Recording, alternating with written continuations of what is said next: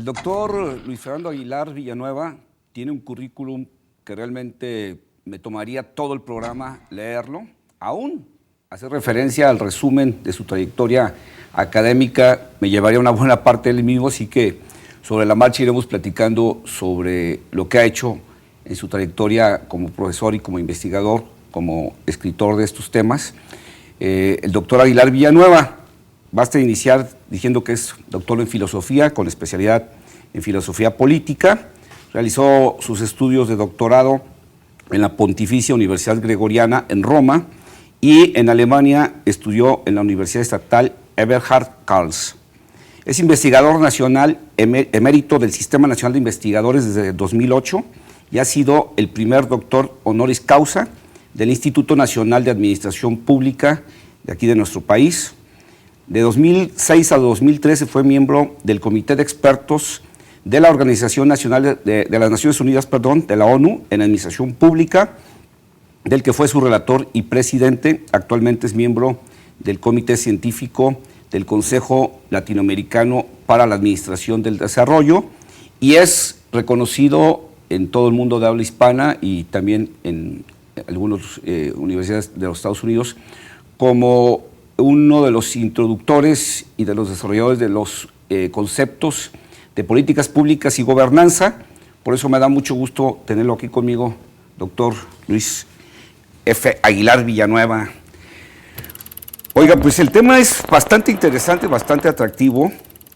Los gobiernos, de alguna manera, en el mundo, tradicionalmente, pues nos venían gobernando, pero sin tener una idea clara, digamos, bajo ocurrencias o bajo percepciones ideológicas o bajo percepciones autoritarias, pero no había, y eso creo que nos debe llamar la atención porque el tema del gobierno es un tema muy largo, no había una idea de cómo planear, cómo decidir, cómo diseñar y cómo ejecutar políticas con sensatez, o digámoslo desde un punto de vista científico. ¿Es así? Así. Gobernar siempre ha sido difícil, ¿no? Sí. Se trata de conducir grandes sociedades que no solo son numerosas y territorialmente extensas, sino muy diferentes, ¿no? Diferentes en visión, en conceptos, en puntos de vista, en intereses, en niveles de poder, en niveles de conocimiento. Entonces siempre ha sido difícil, pero particularmente en el siglo XX los gobiernos fueron acumulando cada vez más problemas y problemas de conducción, no tanto de gestión administrativa, sino de conducción y coordinación de todo este conjunto de la sociedad. Esta acumulación de problemas se volvió ya muy crítica a partir de los años 70 del siglo pasado. Y perdona que hago una referencia, Rogelio, al libro que se llamó La crisis de la democracia, en 1975, recordarás, que fue un libro sorpresa y un libro provocador, porque normalmente pensábamos el capitalismo puede entrar en crisis, los regímenes autoritarios y totalitarios seguramente van a entrar en crisis, pero la democracia no, porque tiene legitimidad, tiene participación ciudadana, tiene control de otros poderes públicos. Y ese libro del 75 es la señal de alarma y dice, las democracias pueden entrar en crisis y son más fuertes y su crisis es inminente. Sí. ¿Y a qué se debe la crisis? Dice, no se debe al Estado. El Estado es un Estado de derecho con leyes, normas, aparatos judiciales, representación legal. No, el problema no está en el Estado y tampoco está en el sistema económico, en mercados regulados, ¿no? No en mercados libres, sino en mercados regulados. Entonces, ¿dónde está el problema por lo cual la democracia se puede colapsar? Y dicen, está en el gobierno. Y en el gobierno, no tanto como institución, sino en su proceso de gobernar, que hoy diríamos gobernanza, ¿no? Sí. Y ese libro, por primera vez, es el que nos enseña y nos dice es el lenguaje binario de gobernabilidad e ingobernabilidad. La democracia no se va a caer por el Estado ni por el mercado, se va a caer por el gobierno. Por eso, gobernabilidad, si los gobiernos tienen capacidad de gobernar, la democracia sigue adelante. Pero si los gobiernos democráticos, legítimamente elegidos, no acreditan capacidad de conducir, de coordinar, de generar futuros mejores, de cerrar brechas de desigualdad, superar conflictos, violencia, la democracia puede perecer y puede caer. Entonces, creo que esto es muy interesante, ese libro, yo creo que marcó una generación. De hecho, no hablábamos de gobernabilidad e ingobernabilidad antes de ese libro, y lo que nos quisieron decir, el problema, el asunto crítico, está en el gobierno y en su proceso de gobernar. Y bueno, y esto es evidente, ¿no? Eso se da en los 70, cuando ya de alguna manera algunos gobiernos en algunas latitudes habían emprendido acciones, por ejemplo, contra la pobreza, por la vivienda, por generar espacios urbanos armónicos, pero que de alguna manera no se había visto que esto estaba fallando. Sí. Pero además que la democracia, a la que tal vez le apostamos demasiado, estaba haciendo agua en la medida en que los gobiernos cada vez tenían más obligaciones, más atribuciones, pero que fueron perdiendo su margen de maniobra y su capacidad también de mantener ese aparato, ¿no? Es justo lo que va a señalar ese libro, que ha crecido la demanda social, por consiguiente los derechos sociales, que piensa al inicio del siglo XX, pues los derechos eran civiles, ¿no? No eran sociales, de educación, vivienda, salud, pleno empleo. Y este crecimiento de las obligaciones, como tú bien señalaste, no creció con un crecimiento de los recursos del gobierno para abordarlos. Y como resolver problemas sociales y asegurar derechos sociales es bienes materiales, ¿no? Son vacunas, son escuelas, son bibliotecas, son operaciones quirúrgicas, es construcción de viviendas, construcción de infraestructura, puertos, aeropuertos, ¿no? Todo esto cuesta. Y aún en los estados más avanzados, como puedes pensar, los europeos y Estados Unidos, cuyos regímenes fiscales eran fuertes, eran potentes, la recaudación fiscal era insuficiente para la solución de esos problemas. Y ellos empiezan a hablar de una sobrecarga del gobierno, que el gobierno trae en sus espaldas más problemas de los que puede resolver. Y no porque no los quiera resolver, no es cuestión de voluntad política, de buena fe y de compromiso social de los gobiernos, es cuestión de que no cuentan con los recursos suficientes y particularmente los financieros. Y ellos en el 75 lo dicen muy claro, atención, gobiernos sociales de los estados sociales, su crisis probable va a ser de tipo financiero.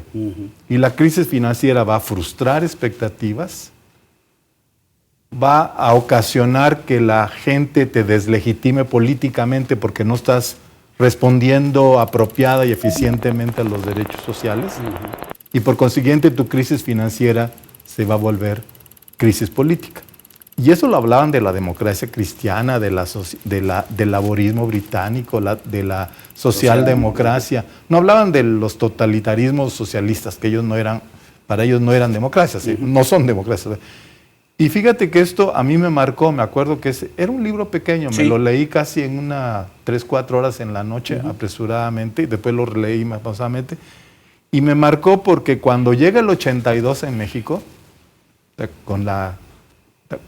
ya mitad de los 70 o mitad de los 60, el problema del desarrollo en México se había estancado, se había diferenciado, había visto un gasto desbordado, finanzas públicas deficitarias. Así es, para tratar de resolver los problemas y de no caer en una deslegitimación política de ese sistema tan compacto que fue nuestro sistema del siglo XX, empezó el gasto. El gasto como recurso, y eso nos llevó a endeudamientos inmanejables. Nunca entramos a reformas fiscales fuertes, ¿no? Recaudatorias. Y el 82 en México pues es justo el ejemplo de lo profetizado, de lo pronosticado, ¿no? Sí. Una crisis financiera que se convierte en una deslegitimación política, no solo del presidente en turno, López Portillo, sino del sistema presidencial y del sistema político. Y es justo porque tú dices, y es lo que tenemos que estar siempre muy atentos, porque es lo que se está repitiendo en Venezuela, en Brasil, en España, en Argentina, en Portugal, España, en Portugal. Es Italia mismo, este exceso de gasto no compensado recaudatoriamente, o no compensado también por una mayor autocontrol y mayor compromiso de las personas en la solución de sus problemas, y no recaer siempre alegremente, ¿no? en el endeudamiento, ¿no? el... Doctor, le voy a pedir que me permita un momento. Enseguida quiero hacerle algunas preguntas, porque este asunto de los recursos fiscales es una parte del problema, pero también tuvo mucho que ver la incapacidad de las estructuras de gobierno para entender los problemas de la sociedad y para poder realmente tener la capacidad de resolverlos. ¿Hablamos ahorita de eso? Claro.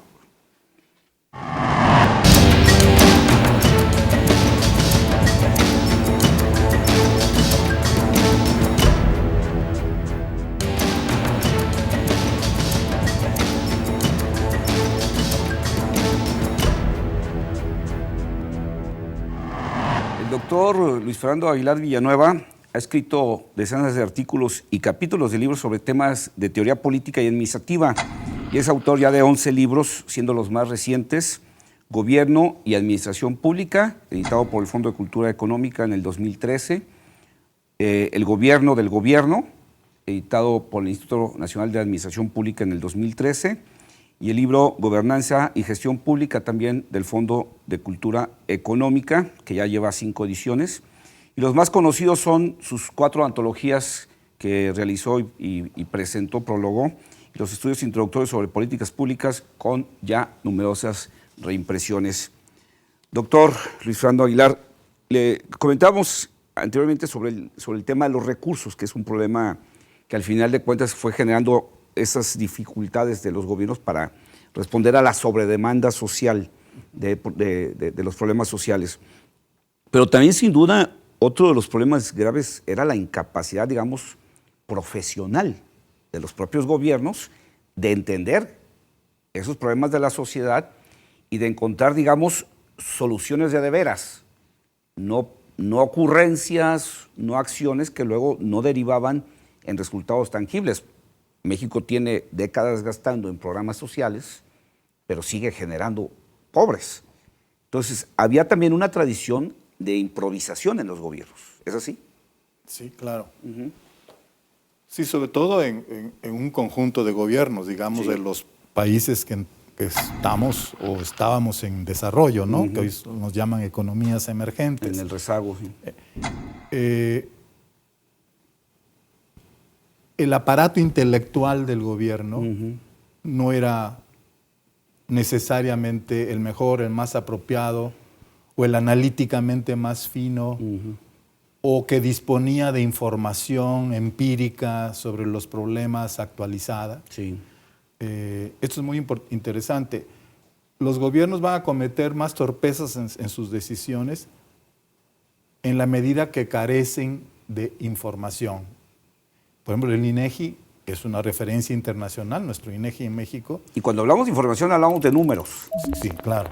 Sí, hablamos de matemáticas, hablamos de estadística. Así es. Claro, ¿no? Y muchos de los defectos en la política económica, no obstante que tuvimos grandes figuras extraordinarias en Banco de México, en Secretaría de Hacienda, eran problemas derivados o de carencia de conocimiento o de indiferencia del poder político al conocimiento disponible, por lo cual no lo utilizaba, no lo aprovechaba a cabalidad y tomaba decisiones sin base en información, sin base en cálculo.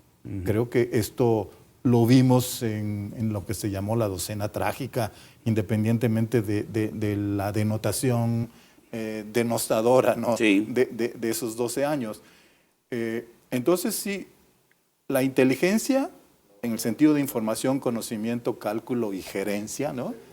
Es un recurso escaso. En una sociedad y en el Estado mismo. Sí. Y el gobierno vive de la inteligencia que existe en una sociedad, de sus sistemas de información, de sus bancos de datos, de la investigación científica, tecnológica, de sus universidades o sus empresas consultoras, ¿no? Y creo que esto fue el descubrimiento que hacemos en los años 80, Sí. con el resbalón, si quieres, a la tecnocracia, Sí. entonces llega el saber técnico y no como dijiste, el prejuicio politizado o la ocurrencia. La improvisación, la ocurrencia. Sí. Entonces, el saber técnico, que después Sí. tomó el poder, por eso se le llama tecnocracia, Sí.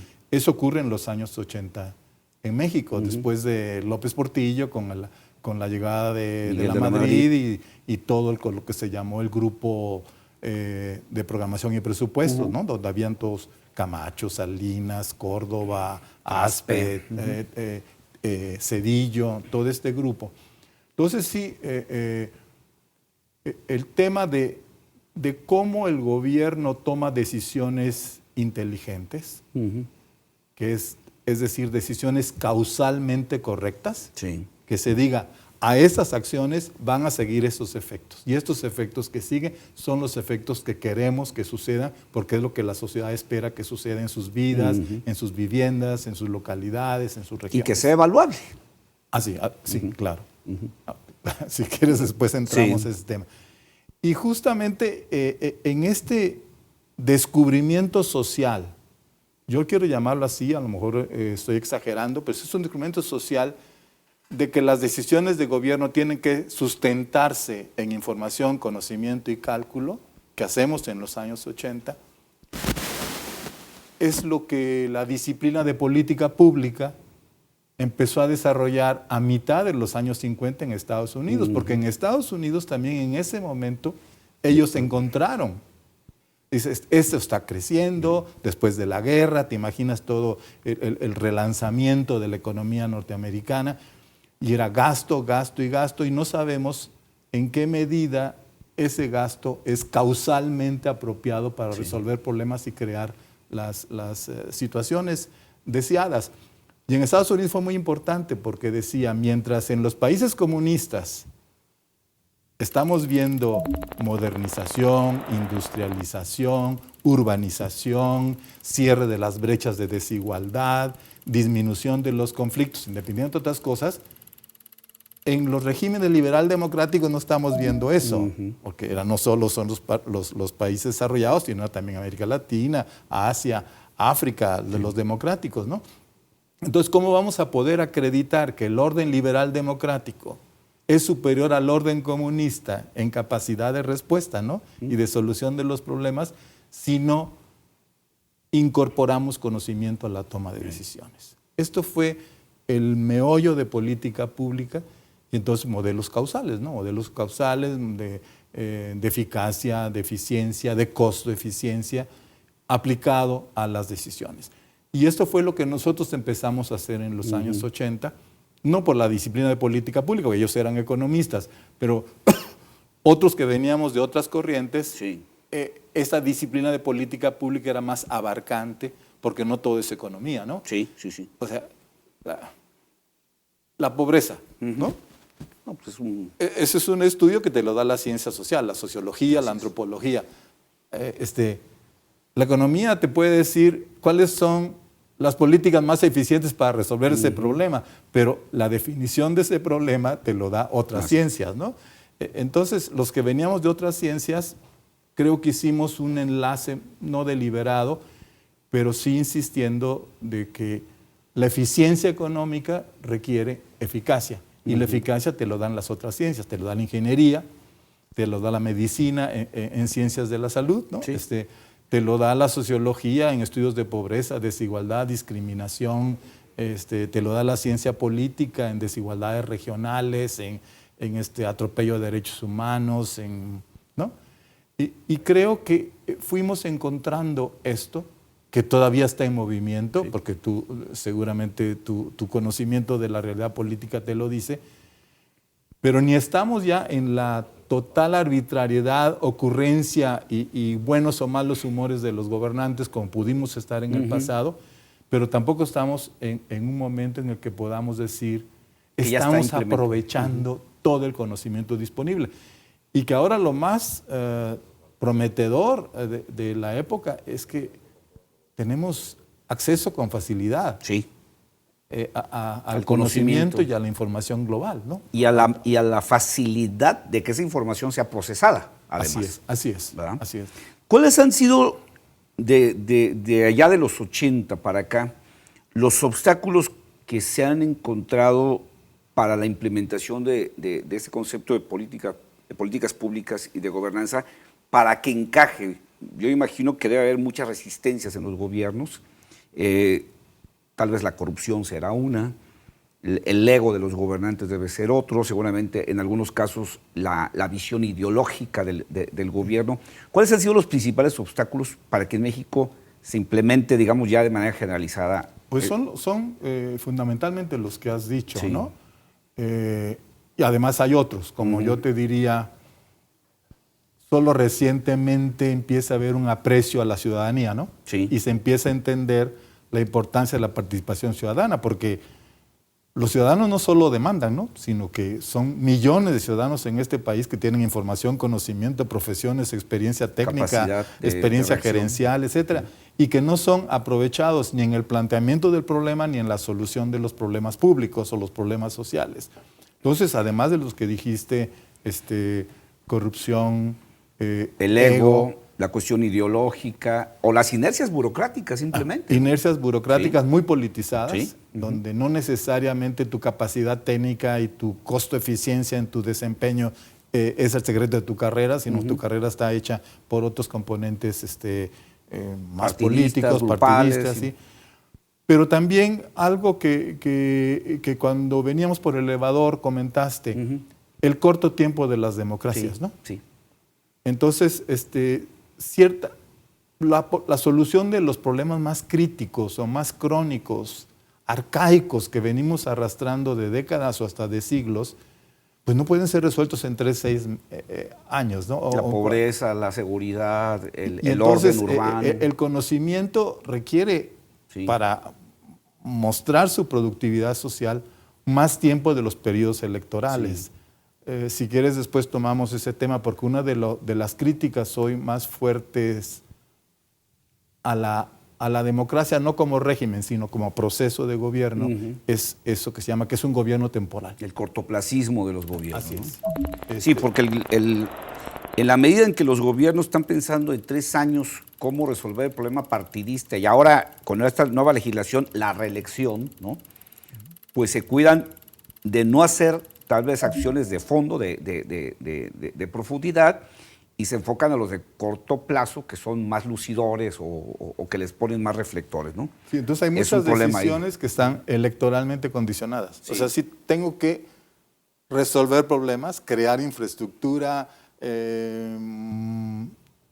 hacer descender la pobreza, cerrar la desigualdad, pero eso tiene que mostrar un rendimiento tangible. En las urnas en 3 años.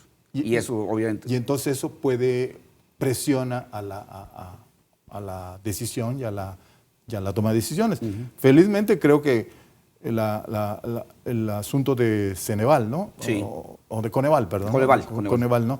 Del Consejo Nacional de Evaluación de la Política Social. Eso es bueno porque ha sacado este consejo de la dinámica partidaria y político-electoral. Entonces está teniendo una visión permanente del conjunto de la sociedad y de su cronología, del desarrollo de los... Y entonces, aunque los gobiernos digan los estamos resolviendo, ellos con sus evaluaciones pueden razonadamente y no ideologizadamente o emocionalmente decir no es así, hay estas fallas, hay estos... Le voy a pedir que me permita un momento porque enseguida quiero preguntarle sobre las experiencias. Ya hay experiencias positivas, ya hay experiencias de implementación de políticas públicas, de este ejercicio de gobernanza con esta visión que podamos decir ya están demostrando que son exitosas o que funcionan mejor que lo que estaba pasando, precisamente por lo que usted comentaba, de que realmente tengamos mediciones que digan que vamos avanzando. ¿Me permite?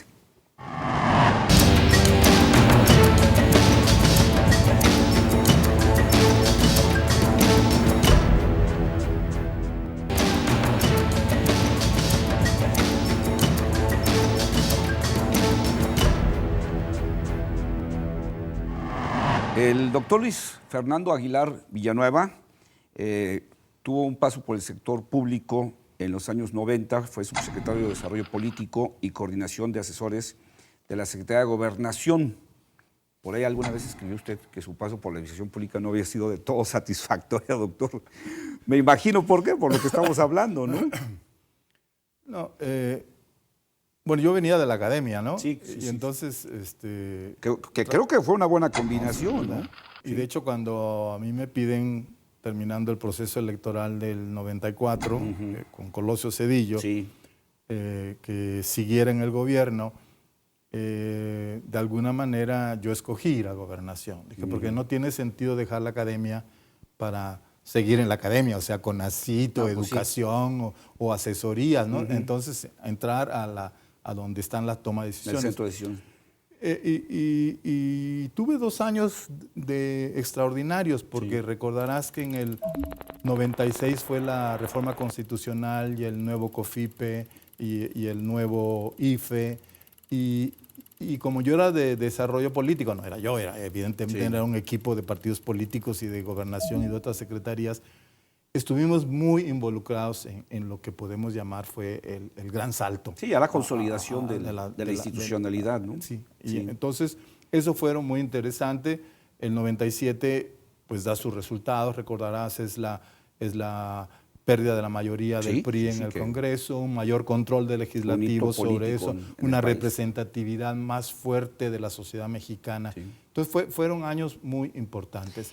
Esta combinación, doctor, perdón, que lo interrumpa, de un doctor en filosofía y de un académico de profundidad, o sea, no un académico que se quedó nomás ahí en el aula, sino que realmente entró a la profundidad de la vida académica con una formación además filosófica y en filosofía política, combinada con esta acción que a muchos estudiosos les falta a veces, el ver la realidad práctica, ¿no? El no verla desde el cubículo.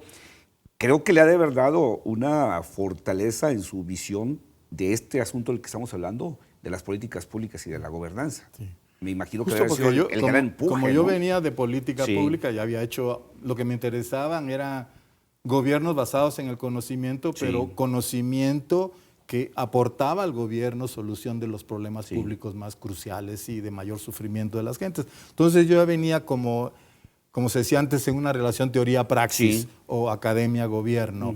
Y eso me interesaba y creo que hasta la fecha todo mi trabajo ha sido conocimiento llevado a problemas de gobierno, ¿no? Mira, el aprendizaje de la convivencia con los políticos es extraordinario. Porque los académicos es un tipo de inteligencia, ¿no? Que desarrolla ciertas cosas con ese tipo de inteligencia, esos métodos, esas técnicas de conocimiento. Pero los políticos tienen un tipo de inteligencia también extraordinario, como los empresarios, como los medios, ¿no? Sí, claro. Hay muchos tipos de inteligencia en la sociedad. Lo peor es no saberla utilizar y sinergizar, ¿no? Y la inteligencia de los políticos es muy interesante porque los que yo conocí y a los que yo aprecié, porque pues siempre hay académicos de primera, segunda y tercera, y hay políticos de primera, segunda y tercera. Los que yo pude apreciar y respetar y que de los que aprendí, eran personas que siempre estimaban las consecuencias de sus decisiones. Creo que es lo que más nos falla, ¿no? O sea, el pensar que una decisión, una acción, un presupuesto, una partida presupuestal debe tener una consecuencia. Si no, no tiene razón de ser, ¿no? Y esos políticos finos son los que tenían muy claro. Si se toma esta decisión, tal vez hacemos esto y esto, pero descuidamos esto otro, favorecemos a esto, pero lesionamos a los otros. Esta idea de la estimación de consecuencias, del tejido de las consecuencias y de buscar un equilibrio en las consecuencias. En el entendido que los políticos están llamados a decidir, ¿no? Ante problemas, conflictos, y esas decisiones a veces pues, tienen que en el corto plazo favorecer a unos y no a otros, atender ciertos problemas y descuidar otros. Pero eso aprendí mucho de los políticos, el cuidado en la estimación de las consecuencias. Sí, porque además en el gobierno toda acción, toda decisión y toda valoración es multifactorial. Así es. No es tan sencillo como decir, si hago esto, pasa esto. Okay. Porque en el Inter van a generarse un montón se presentan un montón de factores que van a incidir en el resultado final, ¿no? Qué bueno que tocas eso. Si quieres, entramos al rato de este punto. Sí. Entonces, ¿quiénes son los políticos que de veras hay que remover pacíficamente cada 3 o 4 o 6 años? Esos que son atropellados, sí, atolondrados, emocionales, sí, que no saben estimar las consecuencias, sí, ni en el corto plazo, tanto menos en el mediano plazo. O que ven las consecuencias económicas, pero no ven las ambientales. O ven las ambientales y económicas, pero no ven las políticas, sí, y morales. ¿Sí? O que ven asuntos con las consecuencias impersonales, pero no las consecuencias personales de dolor, sufrimiento, padecimiento de personas, familias y grupos. El gran político es, como dijo Weber, el que tiene la ética de la responsabilidad. Sí, creo que hemos cometido el error de meterlos a todos en la misma bolsa. Sí. Y eso pues, sí, nos genera que castiguemos tal vez a los buenos y sigamos premiando las unas a los malos, ¿verdad? Sí, yo sí creo. No, y cada vez si ves aún en la campaña electoral, la retórica funciona cada vez menos. Como que das por descontado que te tienen que prometer el cielo, ¿no? El río y el puente, retórica, y si no hay río, toda esa pues cuestión. ¿no? Pero ya la misma, es una sociedad también más informada, más educada, no podemos pensarla así groseramente, que seamos toda una bola de analfabetas, incompetentes e ignorantes, ¿no? Ya sopesamos, ¿no? Sí. ¿Qué programas de gobierno son viables, son costo eficientes, qué son invenciones y ocurrencias? Ya desde la campaña electoral y más en el gobierno, y la opinión pública en el tiempo democrático ha sido contribuyente a estar mostrando estas señales, ¿no? La injerencia de los niveles de gobierno municipal, estatal y federal también es algo que se tiene que ver con mucho cuidado, ¿no? Creo que en los últimos 3 años hemos visto una reversión, una regresión del federalismo. Ahora vemos de alguna manera el gobierno federal queriendo asumir más responsabilidades y quitándole más a los municipios y más a los estados. Hasta el Instituto Electoral se quiere federalizar, la nómina de la Secretaría de Educación, las policías municipales. O sea, como que hay una regresión. ¿No afecta esto a las calidades de las políticas públicas y de la gobernanza? Ese es un temazo. Es un tema por lo siguiente, porque recordarás que el impulso a la democracia en México es muy regional, ¿no? Sí. Es del norte, del sur, de occidente. Y entonces era no solo la democratización del presidencialismo, sino la federalización del presidencialismo. O sea, no solo era contra el autoritarismo, sino era contra el centralismo, que era una expresión del autoritarismo que padecían las localidades, ¿no? Entonces, este movimiento por la democracia en México, recordarás, se acompaña con mucha potencia por un movimiento de reivindicación municipalista y de reivindicación de los gobiernos locales, ¿no? Y creo que ese fue el motor nacional de la democracia, esta idea de las comunidades locales con sus capacidades, su representatividad, sus dirigentes, sus asociaciones. Ahora, este impulso, por muchas razones que tú las tienes analizadas, se fue perdiendo. El presidente del Colegio de la Frontera Norte, que se llama Tonatiuh Guillén, que fue un municipalista muy reconocido nacionalmente, en una conferencia que dio en Guadalajara hace un año, abrió diciendo, como municipalista y de gobiernos estatales, digo, en mi generación, small was beautiful, ¿no? Lo pequeño era hermoso. Lo hermoso. Sí. Pero en estos años, los gobiernos municipales mostraron incapacidades, fallas políticas, perpetuaron esquemas de gobernar autoritarios, caciquiles, nepotistas, ¿no? Sus administraciones no reclutaron a los mejores de la comunidad o de la región siempre, haciendas débiles, fallas de corrupción. Entonces, los gobiernos locales se perdieron.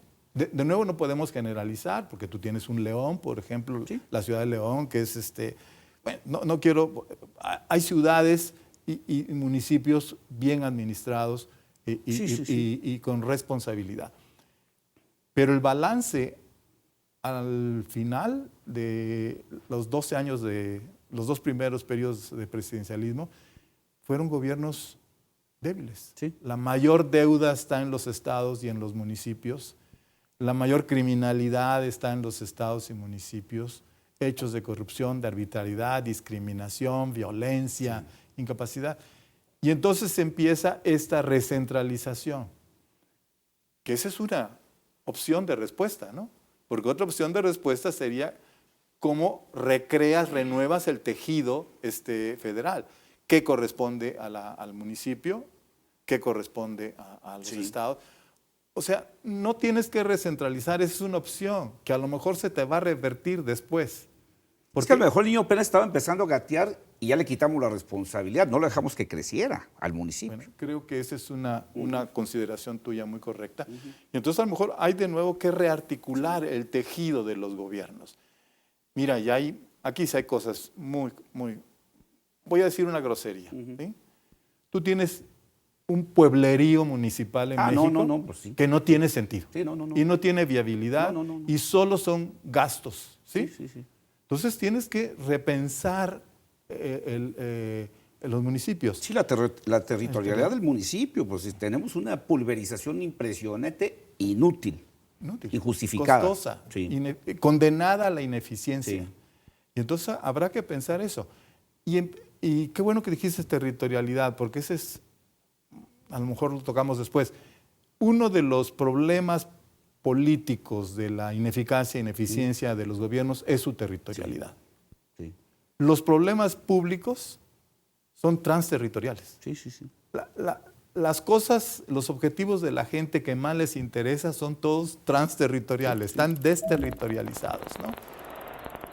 La economía, la conectividad, la comunicación, el entretenimiento, la ciencia, la tecnología, todo está Y desterritorializado. seguimos pensando. Y las en instituciones territorializar. políticas Así son es. todas territoriales. Así es. Entonces, a mí me da mucho gusto ver, por ejemplo, desde que llegué a Guadalajara hace 4 años y medio, todo este movimiento metropolitano. Sí. Porque hay una conciencia de que Guadalajara no puede con sus problemas si no es con los demás. Y Zapopan puede decir lo mismo, y Tlaquepaque lo mismo, y Tlajomulco lo mismo. Entonces, como que tienes que no solo extender el alcance de los gobiernos, la cobertura territorial de los gobiernos, sino lo tienes que asociar, los tienes que integrar. Y aceptar que ya el gobierno no es dueño de su territorio, que ya no es un feudo que tiene que compartir atribuciones con otros, ¿verdad? Doctor, voy a tener que interrumpirlo otro momento. Me gustaría que enseguida me platicara de la otra parte del ciudadano. Porque estamos hablando del gobierno y lo que el gobierno tiene que hacer, pero hay otra parte que es la que demanda, la que exige, pero también la que en la mayor parte de las ocasiones no aporta. Platicamos eso.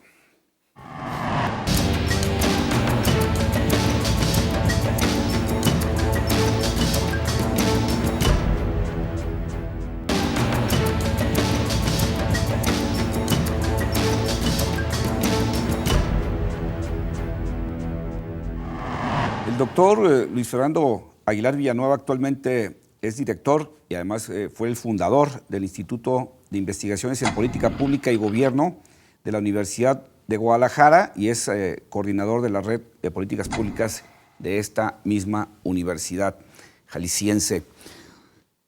Doctor, le dejaba la pregunta antes de irnos al corte.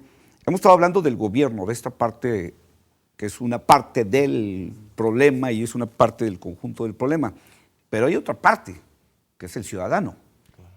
Y bueno, así como decimos que el gobierno debe entender todos estos cambios de los que hemos estado hablando, pues también el ciudadano creo que tiene que aprender de estos cambios y tiene que ajustarse a estos cambios, ¿no? ¿Qué es lo que le toca al otro lado? ¿Qué es lo que, lo que nos toca a los ciudadanos en este cambio? Sí, pues, gobernar es una relación gobierno permanente. permanente. O sea, no hay un Lo que cambia es los modos de la relación. relación. A veces son relaciones de imposición, subordinación del gobierno, esperando que sean súbditos y alineados la ciudadanía porque es débil, necesitada, improductiva, ¿no? Que cada vez es menos. Pero eso, hoy ya no puedes. La relación gobierno-sociedad no puede estar únicamente centrada en todos los asuntos y siempre en mando y obediencia, Sí. y en control y alineamiento, ¿no?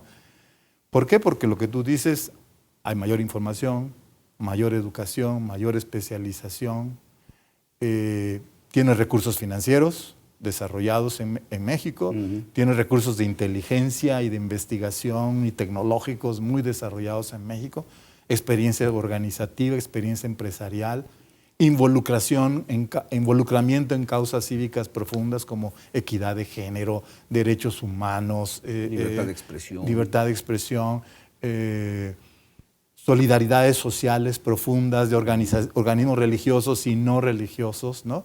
Entonces tienes una sociedad que no es una sociedad ignorante, descomprometida, no obstante que reconocemos que hay violencia, hay criminalidad y hay infracción. Sí. Y sobre eso tiene que seguir la relación mando-obediencia, control, alineamiento, sanción, disuasión, ¿no?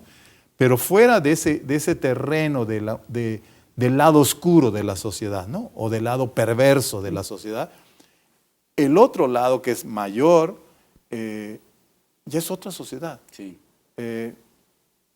Ya no puede pensar que un gobierno defina sus problemas si no le han pedido una opinión, si no le han pedido expresarse, si no han aprovechado sus conocimientos, su información, y a veces sus si no ideas. le piden permiso. Entonces, antes la sociedad era el problema, ¿no? Y el gobierno era la solución de los problemas. Nuestra experiencia, ¿cuál es hoy? Que el gobierno es parte de los problemas. Sí. Y no es solo la solución. Y que entonces la sociedad no es solo problemas, sino es también parte de la solución. Y entonces ha ido surgiendo este concepto que lo has nombrado varias veces de gobernanza, ¿no? Sí. Por gobernanza, ¿qué se quiere decir?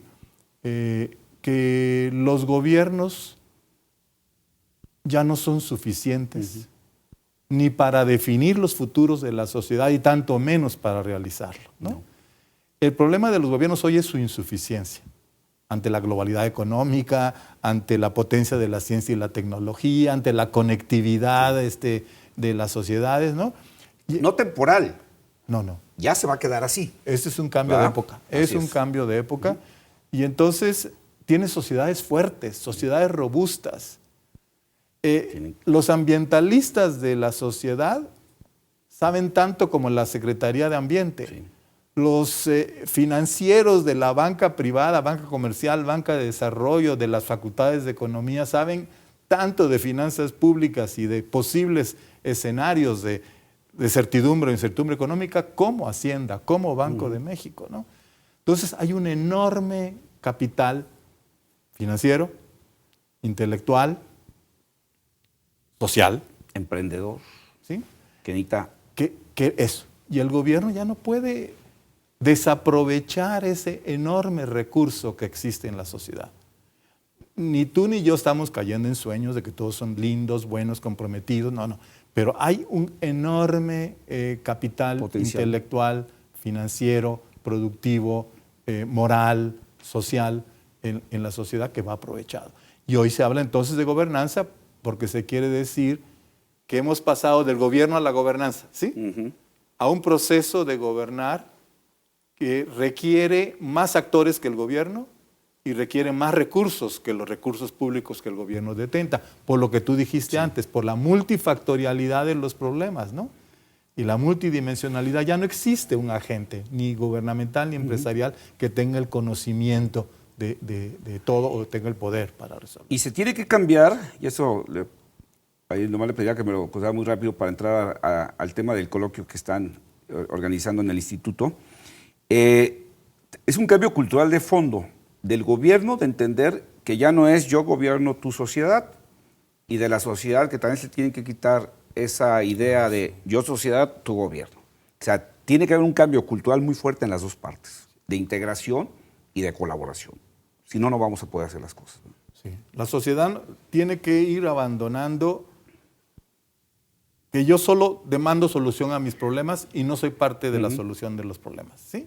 Yo soy puro planteamiento de problema y no soy planteamiento de soluciones. Si es así, ¿no? Ya no es una sociedad sin futuro, porque si tienes un gobierno insuficiente y una sociedad ausente, descomprometida, hasta irresponsable, no vamos a ningún lado. Sí. ¿No? Entonces tiene que haber mayor involucramiento, mayor responsabilidad, mayor sentido de lo público. Solidaridad, entrega, colaboración. Sí.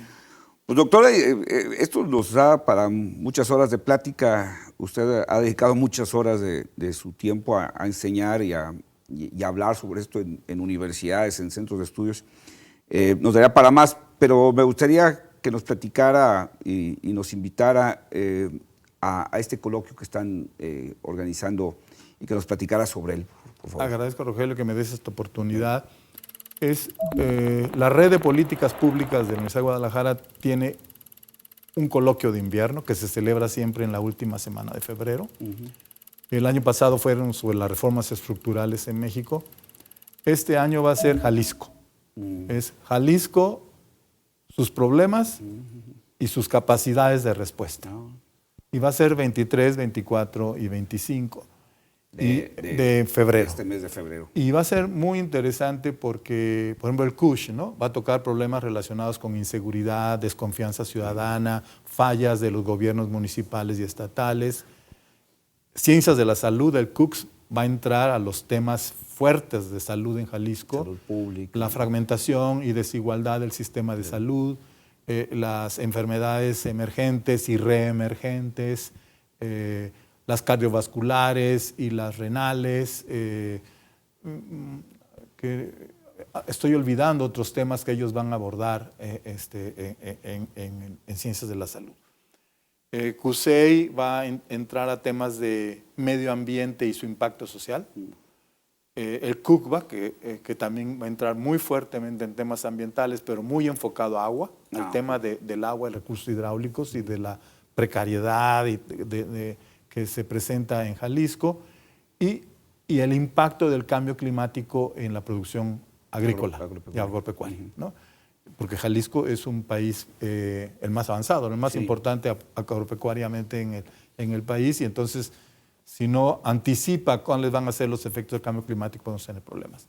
Después el CUAD, el de arquitectura, arte y diseño, va a entrar a los temas urbanos de movilidad, vivienda, planeación territorial, y uno que les aplaudí cuando lo supe, la conservación del patrimonio arquitectónico, porque ellos dicen que está habiendo una destrucción del patrimonio arquitectónico, tanto religioso como civil, ¿no? Sí. Y cerramos con el CUSEA, que va a tocar los temas de educación media superior y superior, y el crecimiento económico, ¿no? Entonces, ¿en dónde se...? Eso va a ser en el Paraninfo, el primer día, y después ahí en el mismo edificio donde está el MUSA, en lo que es el patio interno, para el público. Vamos a estarlo anunciando en los periódicos, pero son bienvenidos. ¿Es abierto? Es abierto. No son ponencias, son paneles de 4 o 5 expertos, ¿no? Y después se le da la palabra al público para plantear sus preguntas o sus propuestas de solución. Y el planteamiento o lo que se va a hacer, quiero entender que es el análisis del problema y propuestas de solución. Así es. Que eso es, yo creo, que es fundamental en una institución como la Universidad de Guadalajara, el planteamiento de la solución. Pero además de la solución bajo estos parámetros de los que estamos hablando. La inteligencia tiene que ser crítica, pero no puede ser solo crítica, ¿no? Porque tiene que ser constructiva, ¿no? Entonces tiene que ofrecer, de nuevo, política pública, propuestas de solución a los problemas. ¿Por qué lo llamamos problemas y capacidades de respuesta? Porque el peor problema que tendría Jalisco es que no tuviera capacidad de respuesta, aunque supiera bien sus problemas y aunque los planteara correctamente. Entonces sí nos interesa averiguar dónde están las capacidades de respuesta, si se están llevando a cabo a cabalidad o si están subutilizadas, desaprovechadas. Entonces y cómo desarrollar capacidad de respuesta en las nuevas generaciones, en el empresariado, en las organizaciones sociales, etc. Que creo que es algo que nos falta, no solo como Estado, nos falta como país, nos falta en muchas regiones, pues el poner los pies en la tierra y decir, a ver, pues estos son nuestros problemas y estas son nuestras capacidades. Sí. Porque creo que esta parte de ponernos frente al espejo y decir, a ver, pues vamos siendo realistas, esto es lo que podemos hacer y empezar a buscar los recursos que nos faltan para poderlo resolver, ¿no? Si no, vamos a vivir lo que yo siempre digo, que tenemos gobiernos que administran problemas para pasárselos al que sigue, no para solucionar problemas, simplemente administrarlos. ¿Por qué? Porque no ponemos los pies en la tierra a veces decir, pues nos da para esto, ¿no? Sí, gobernar es resolver, no administrar el problema. Así ¿no? es. Ahora, la participación se restringe únicamente a profesores investigadores de la Universidad de Guadalajara. Sí, a los miembros de la red. Sí, Okay. Aunque tengo entendido de que va a haber 2 invitados, uno, perdóname que no recuerdo los nombres, Sí. uno que dicen que es muy importante nacionalmente en el tema del agua, que vendrá, y otro que es muy importante en el tema de salud, también, que vendrá. No tiene ningún costo para los asistentes, No, es abierto. Es abierto. Y al final pues se podrá, o seguramente se genera... se genera también una constancia Sí. de participación. Y yo me imagino que se generará también algún documento posterior que Sí, sirva- un libro, vamos a sacar un libro. Que tenga como una referencia para los jaliscienses y para el resto del... ¿Y te acuerdas que esto está en el mismo rumbo de Jalisco a Futuro? Sí, ¿Te acuerdas de así ese es. libro, Ese ese proyecto, esta Sí. serie de libros que se trabajaron? Entonces estamos regresando con mayor fuerza, y eso también es una recomendación que nos hizo el rector general, de involucrarnos más en el análisis de las dimensiones y causas de los problemas de Jalisco y en la oferta de respuestas. Pues doctor Luis Fernando Aguilar Villanueva, le agradezco que nos haya ayudado a entender este panorama que estamos viviendo, que hemos vivido, que estamos viviendo, y un poquito a entender pues, lo que queremos ver hacia futuro y por supuesto la invitación que nos hace al coloquio. Muchísimas gracias. Y yo te quedo muy agradecido por la invitación. Gracias.